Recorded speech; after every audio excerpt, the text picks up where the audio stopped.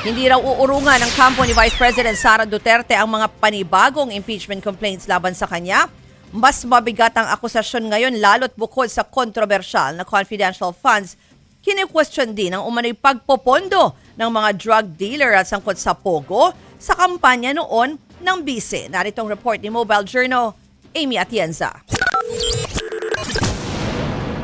Dalawang impeachment complaint agad ang inihain ngayong araw laban kay Vice President Sara Duterte matapos tuluyang mapaso ang one-year bar rule. Inihain ito sa Office of the Secretary General of the House of Representatives sa Quezon City.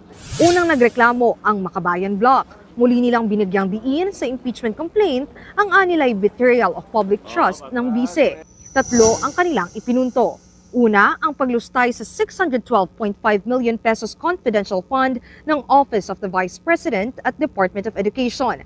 Pangalawa, ang kawalan ng transparency at accountability sa pag-ubos ng 125 million pesos na confidential fund ng OVP sa loob lang ng 11 araw. At pangatlo, ang pandededma ni VP Sara sa mga pagtawag sa kanya ng Kamara para ipaliwanag ang kanyang budget. Hindi siya sumasagot doon sa mga tanong sa lahat ng committee, kahit na yun sa mga budget hearings.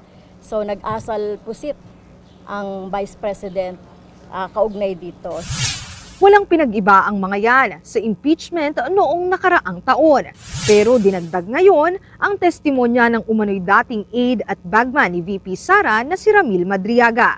Sabi ni Madriaga, mga drug dealer at sangkot sa Pogo umano ang nagpondo ng kampanya ni VP Sara noong 2022 elections. Bagamat una na itong pinasinungalingan ng bise. Sumunod namang naghain ng ikalawang impeachment complaint ang civil society groups. Kabilang na ang Tindig Pilipinas convener Kiko Aquino D, former Presidential Peace Process Advisor Ging Deles, Father Flavie Villanueva at iba pa. Inendorso ito ni Akbayan Party List Representative Percy Sendanya at Mamamayang Liberal Party List Representative Laila De Lima.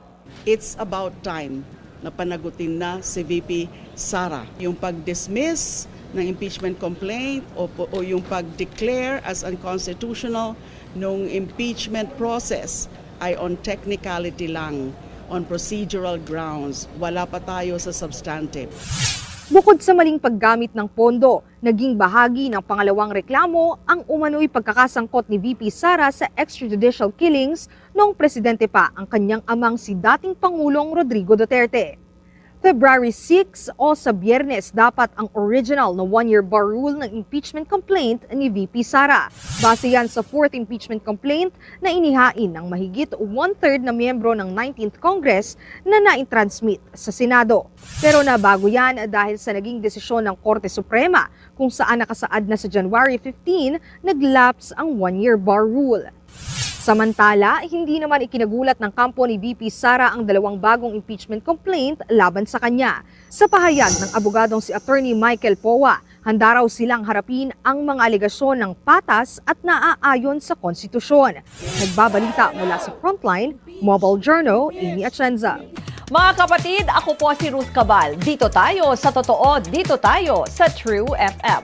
Mag-follow at mag-subscribe din po kayo sa aming social media accounts at True Network PH. Diyan po yan sa aming X na dating Twitter, sa FB, sa Instagram, sa YouTube, sa TikTok at sa mga podcasts. At syempre, tutok din po kayo sa Signal True TV Channel 19.